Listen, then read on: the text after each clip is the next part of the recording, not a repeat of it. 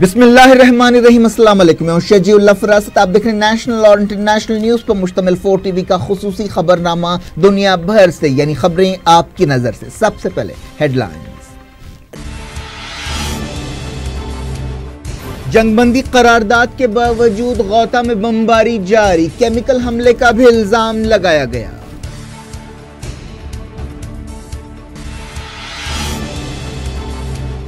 Antonio Guterres ने कहा, गौता और इंतजार नहीं कर सकता। एंजेला मर्केल और एमेनुअल मैक्रोन ने की पुतिन से बातचीत।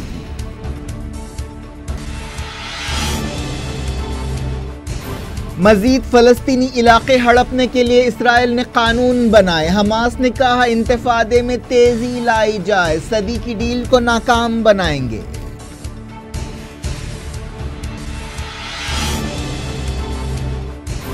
अमेरिका को यरूशलेम में सफारत खाना कायम करने की भारी कीमत चुकानी पड़ेगी। ईरान ने दी वार्निंग, कहा मुस्लिम दुनिया कार्रवाई करे।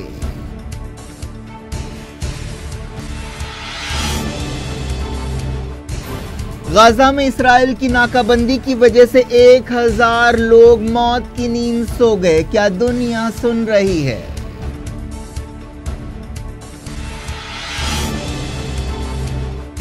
अमेरिका ने कहा, नॉर्थ कोरिया के साथ किसी भी बातचीत का मकसद न्यूक्लियर हथियारों का खात्मा होना चाहिए।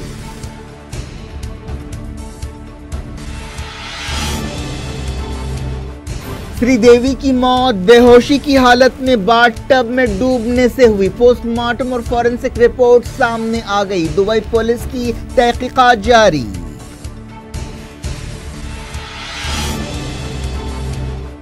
क्या श्रीदेवी की जिंदगी में सब कुछ ठीक नहीं चल रहा था? नई तफसीलात सामने आने के बाद कयास आराइयां शुरू, फैंस सकते में।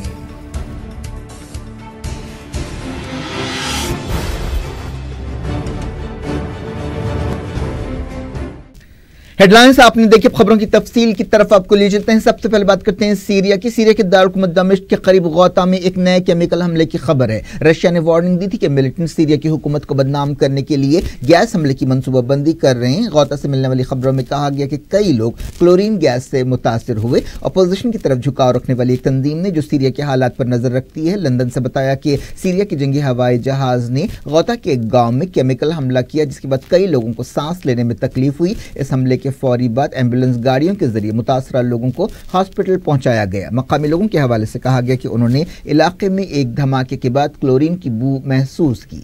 न्यूज एजेंसी रॉयटर ने मकामी लोगों के हवाले से कहा कि कम से कम 18 लोगों का इलाज किया जा रहा है। सीरिया की बशार अल-असद हुकूमत ने केमिकल हथियारों के इस्तेमाल के इल्जामात रद्द कर दिए हैं। कुछ दिन पहले फ्रांस के सदर एमेनुअल मैक्रोन ने वार्निंग दी थी कि अगर सीरिया की हुकूमत केमिकल हमलों का इस्तेमाल करेगी तो उसके खिलाफ फौजी कार्रवाई की जाएगी। UN secretary general Antonio Guterres ने एक बार फिर सीरिया में 30 दिन की जंगबंदी पर जोर दिया है। इंसानी हकूक काउंसिल जेनीवा में खिताब करते हुए एंटोनियो गुटेरेस ने गौता की सूरत हाल को एक बार फिर जहन्नुम करार दिया। सीरिया की सरकारी फौज पिछले कई दिनों से गौता में हमले कर रही है। एंटोनियो गुटेरेस ने यूनाइटेड नेशंस के इंसानी हकूक इदारे की मीटिंग से खिताब करते हुए कहा कि गौता अब और इंतजार नहीं कर सकता। अब वक्त आ गया है कि जमीन की इस दोज़ख को रोका जाए। एंटोनियो गुटेरेस ने कहा कि तमाम फरीकों, आलमी इदारों और इंसानी हुकूक तंजीमों को सिविलियंस को बचाने के लिए काम करना चाहिए और सिविलियन इंफ्रास्ट्रक्चर की हिफाजत करनी चाहिए। उन्होंने कहा कि दहशतगर्दी से मुकाबला करने की कोशिशों में भी इन जिम्मेदारियों से गफलत नहीं बरती जा सकती। एंटोनियो गुटेरेस ने यह बात एक ऐसे वक्त कही जब गौता के अल-शाफिया इलाके में क्लोरीन गैस के हमले की खबर है। पीर की सुबह गौता में बमबारी में कम से कम 16 लोग हलाक हो गए। एक मकामी कारकुन के हवाले से यह बात बताई गई। एक अंदाजे के मुताबिक गौता में 18 फरवरी को बमबारी शुरू होने के बाद से 500 से ज्यादा सिविलियंस हलाक हुए हैं। यूएन सिक्योरिटी काउंसिल में सीरिया में जंगबंदी के बारे में एक करारदाद मंजूर की गई है, लेकिन इसके बावजूद दमिश्क के करीब गौता में बमबारी जारी है। जर्मन चांसलर एंजेला मर्केल और फ्रांस के सदर एमेनुअल मैक्रोन ने रशिया के सदर व्लादिमीर पुतिन से टेलीफोन पर बातचीत की। उन्होंने सीरिया सूरत हाल के बारे में बात की। जर्मनी और फ्रांस के लीडर्स ने इस मौके पर पुतिन से कहा कि वो सीरिया में जंगबंदी को यकीनी बनाने के लिए अपना रोल अदा करेंगे। इस दौरान सीरिया के दीर अल-जोर में अमेरिका के एक हमले में कम से कम 29 सिविलियंस हलाक हो गए। सीरिया की सरकारी न्यूज एजेंसी साना ने बताया कि इन हमलों में दीर अल-जोर के गांव अल-शाफा और ज़रातलूनी को निशाना बनाया गया। इस रिपोर्ट में कहा गया कि मरने वालों की तादाद और ज्यादा हो सकती है क्योंकि बाज़ जख्मियों की हालत नाजुक है। इतवार की रात सीरिया के हालात पर नजर रखने वाली एक तंजीम ने मकामी लोगों के हवाले से बताया कि सीज फायर की करारदाद की मंजूरी के बावजूद बागियों के कंट्रोल वाले गौता में बमबारी की गई, जिसमें 10 लोग हलाक हुए। इस दौरान सीरिया की सरकारी टेलीविजन पर हरास्ता में बमबारी के मंजर दिखाए गए। इसराइल की नाकाबंदी की वजह से गाजा में अब तक 1000 से ज्यादा फलस्तीनियों की मौत हो गई है। इसराइल ने पिछले 12 साल से गाजा की जमीनी, हवाई और समंदरी नाकाबंदी कर रखी है। इमदादी तंजीमों के कोऑर्डिनेटर अहमद अल-कुर्द ने बताया कि पिछले कुछ दिनों में मुनासिब इलाज ना मिलने की वजह से पैदा होने वाले 5 बच्चों की मौत हो गई। जो 1000 लोग नाकाबंदी की वजह से मौत की नींद सो गए हैं, उनमें 450 की मौतें गाजा में हेल्थ सिस्टम ठप होने की वजह से हुई। नाकाबंदी की वजह से गाजा में पानी, बिजली और जरूरी चीजों की किल्लत पैदा हो गई है और मरीजों की सर्जरीज नहीं हो पा रही हैं। गाजा अमलन पिछले 12 साल से खुली जेल में बदल गया है और इसके बावजूद दुनिया इस पर तवज्जो नहीं दी जा रही है और यह मसला दुनिया के एजेंडे से बाहर हो गया है।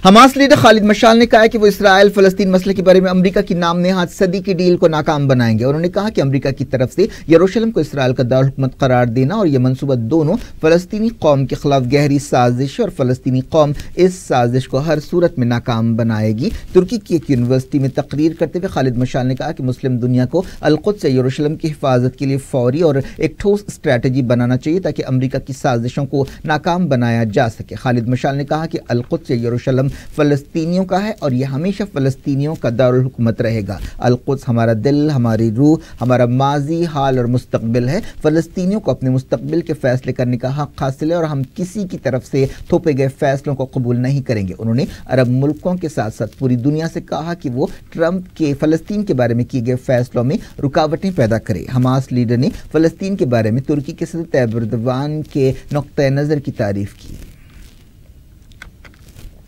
हमास ने इल्जाम लगाया कि सऊदी अरब के वज़ीर ख़ारजा आदिल अल जुबैर हमास को इंतहा पसंद और दहशतगर्द तंजीम करार देते हुए लोगों को गुमराह कर रहे हैं। हमास की तरफ से जारी एक बयान में यह बात कही गई। ईरान ने कहा है कि अमेरिका को अपना सिफारतखाना यरूशलेम मुंतकिल करने की भारी कीमत चुकानी पड़ेगी। ईरान की वज़ारत ख़ारजा के तर्जुमान बहराम कासमी ने तेहरान में अपनी हफ्तेवार ब्रीफिंग के दौरान कहा कि यह अमेरिका का बहुत गलत फैसला है और इस फैसले की मुस्तकबिल में अमेरिका को भारी कीमत चुकानी पड़ेगी। ईरानी तर्जुमान ने कहा कि अमेरिका ने बड़ी बेवकूफ़ी के साथ ये फैसला किया है और इस्लामी दुनिया में इस ताल्लुक से संजीदगी से कार्रवाई होनी चाहिए। बहराम कासमी ने उम्मीद जाहिर की कि सीरिया के दारुल हुकूमत दमिश्क और गौता में अमन बहाल होगा। इसराइली फौज ने गजा के साहिल पर एक फलस्तीनी मछेरे को गोली मारकर हलाक कर दिया। फलस्तीनी ओहदेदारों ने इस वाक़े पर गुस्से का इजहार किया। इसराइल में एक बिल को मंजूरी दी गई है जिसके तहत मगरबी किनारे के कई इलाकों में इसराइली अदालतों को इख्तियारात दिए जाएंगे। इसका मतलब यह है कि मगरबी किनारे के ज्यादा से ज्यादा इलाकों को हड़पने की कोशिश की जा रही है। फिलहाल इन इलाकों में रहने वालों को अरब इसराइली कहा जाता है। इतवार को एक वजारती कमेटी ने इस कानून को मंजूरी दी। एक कट्टर यहूदी वजीर एलाद शाकिर ने एक बयान में यह बात बताई। फलस्तीनी अथॉरिटी और जॉर्डन की हुकूमत ने यरूशलेम के ईसाई लीडर्स के एक फैसले का बचाव किया है जिसमें इसराइल की पॉलिसियों के खिलाफ एहतजाज के तौर पर चर्च को बंद कर दिया गया। इतवार के दिन इस मशहूर रोमन कैथोलिक चर्च को बंद किया गया और कहा गया कि ईसाइयों के खिलाफ एक मुनज़्ज़म मुहिम चलाई जा रही है। जॉर्डन की हुकूमत के तर्जुमान मोहम्मद अल मुमानी ने इस फैसले की तायद की। 2013 के एक समझौते के तहत जॉर्डन के बादशाह अब्दुल्ला अल-कुद्स यरूशलेम में मुसलमानों और ईसाइयों के मुक़द्दस मकामात के निगरां हैं। चर्च के लीडर्स ने कहा कि वो इसराइली पार्लियामेंट में मंजूर किए गए कानून के खिलाफ एहतजाज कर रहे हैं जिसके तहत इसराइल की हुकूमत चर्च की जायदादों पर कब्जा करते हुए उन्हें प्राइवेट कंपनियों को दे सकती है। हमास के तर्जुमान फौजी बरहूम ने कहा कि चर्चों और इसराइली हुकूमत के दरमियान इस झगड़े से जाहिर होता है कि अमेरिकी सदर डोनाल्ड ट्रंप के फैसलों और पॉलिसियों के खतरनाक नतीजे निकल रहे हैं। उन्होंने कहा कि अब वक्त आ गया कि ट्रंप और उनकी हुकूमत इसराइली पॉलिसियों को शय देने के नतीजों को समझ जाएं। पीएलओ ओहदेदार साइब बरकात ने भी ऐसे ही ख्यालात का इजहार किया। इस दौरान हमास ने इंतफादे में तेजी लाने की अपील की। इसराइली फौज ने दावा किया कि कुछ दिन पहले उसके F-16 हवाई जहाज को सीरिया की फौज ने नहीं मार गिराया बल्कि वो जहाज हादसे का शिकार हुआ। इसराइली फौज ने अपनी तहकीकाती रिपोर्ट में ये बात कही और कहा कि एक प्रोफेशनल गलती की वजह से ये F-16 गिर पड़ा। ये वाक़या 10 फरवरी को पेश आया था जब ये F-16 सीरिया में बमबारी के बाद वापस लौट रहा था। सीरिया की फौज ने कहा था कि उसने इसराइल के F-16 को मार गिराया है। दुनिया भर से में वक्त हो गया छोटे से ब्रेक का। ब्रेक के बाद और खबरों के साथ साथ देखेंगे हैदराबाद में अल्जाइमर बीमारी के बारे में एक फिल्म दिखाई गई जिसे काफी सराहा गया।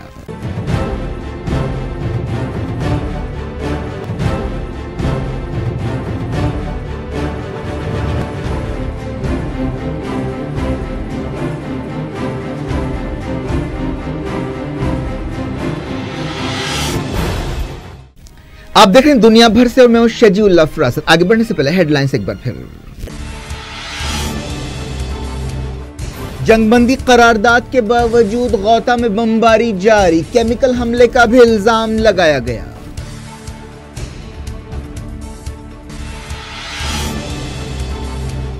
एंटोनियो गुटेरेस ने कहा गौता और इंतजार नहीं कर सकता। एंजेला मर्केल और एमेनुअल मैक्रोन ने की पुतिन से बातचीत।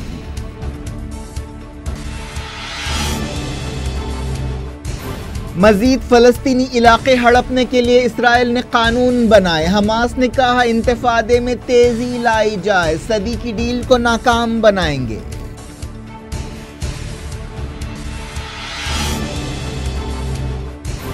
अमेरिका को यरूशलेम में सफारत खाना कायम करने की भारी कीमत चुकानी पड़ेगी। ईरान ने दी वार्निंग, कहा मुस्लिम दुनिया कार्रवाई करे।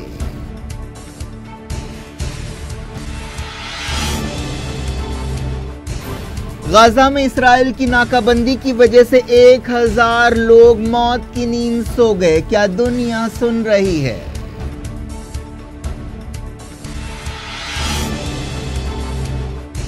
अमेरिका ने कहा नॉर्थ कोरिया के साथ किसी भी बातचीत का मकसद न्यूक्लियर हथियारों का खात्मा होना चाहिए।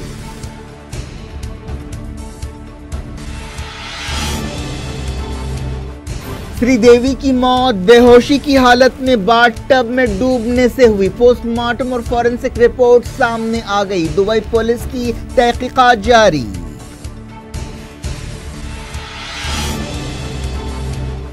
क्या श्रीदेवी की जिंदगी में सब कुछ ठीक नहीं चल रहा था? नई तफसीलात सामने आने के बाद कयास आराइयां शुरू, फैंस सकते में।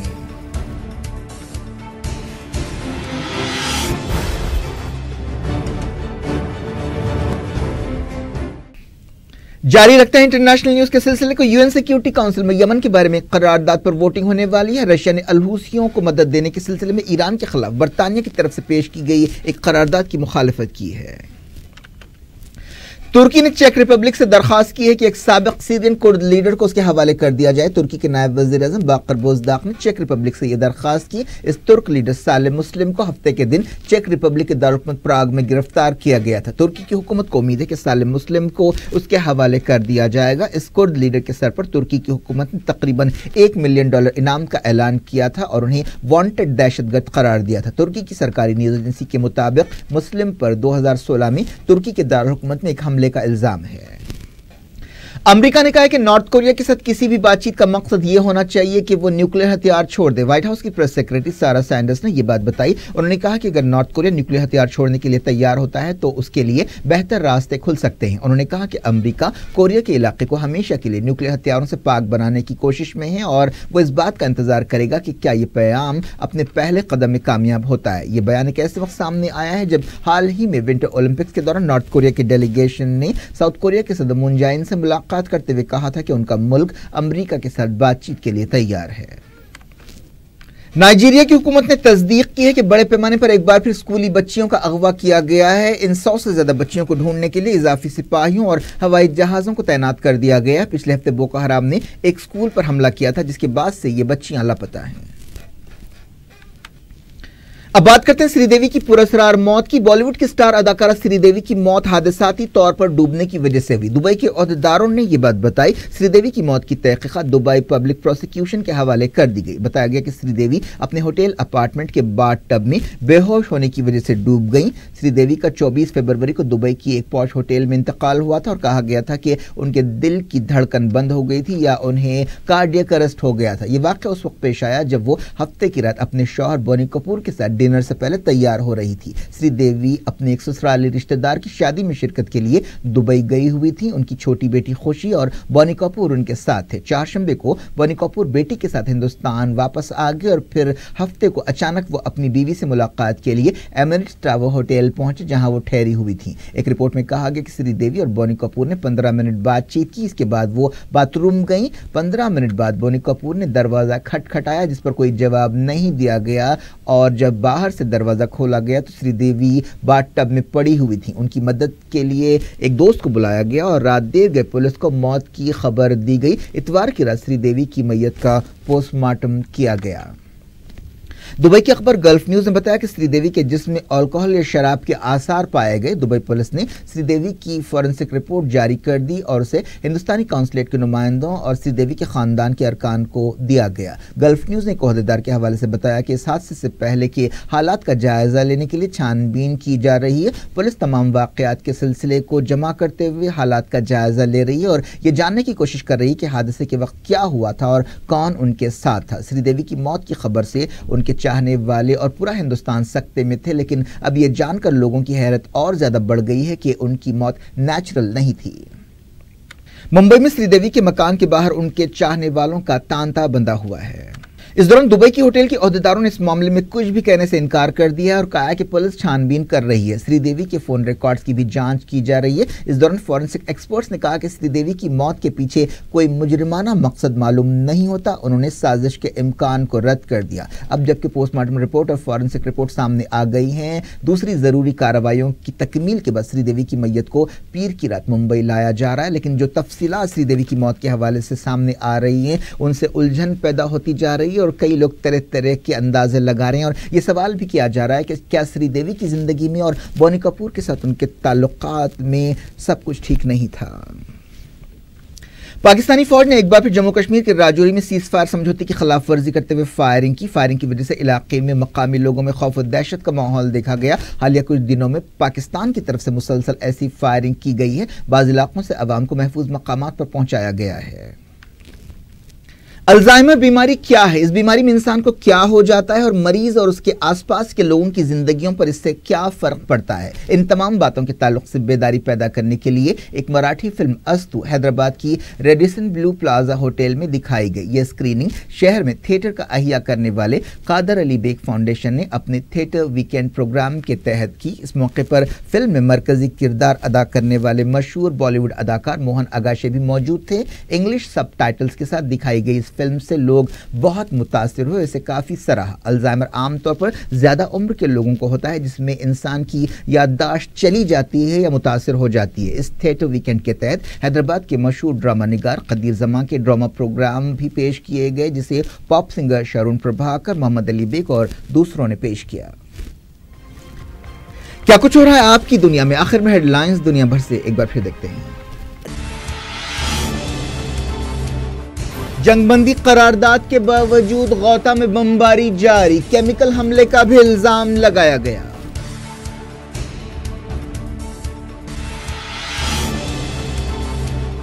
एंटोनियो गुटेरेस ने कहा गौता और इंतजार नहीं कर सकता। एंजेला मर्केल और एमेनुअल मैक्रोन ने की पुतिन से बातचीत।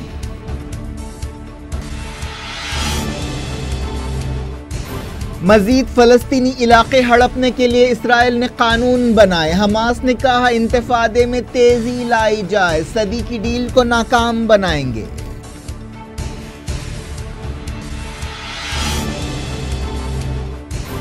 अमेरिका को यरूशलेम में सफारत खाना कायम करने की भारी कीमत चुकानी पड़ेगी। ईरान ने दी वार्निंग, कहा मुस्लिम दुनिया कार्रवाई करे।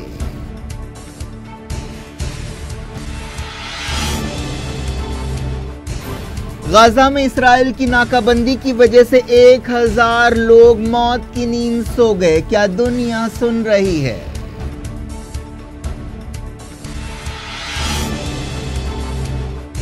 अमेरिका ने कहा नॉर्थ कोरिया के साथ किसी भी बातचीत का मकसद न्यूक्लियर हथियारों का खात्मा होना चाहिए।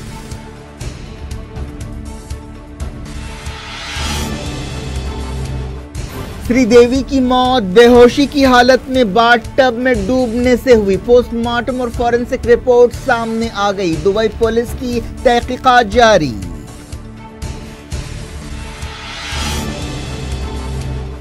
क्या श्रीदेवी की जिंदगी में सब कुछ ठीक नहीं चल रहा था? नई तफसीलात सामने आने के बाद कयास आराइयां शुरू, फैंस सकते में।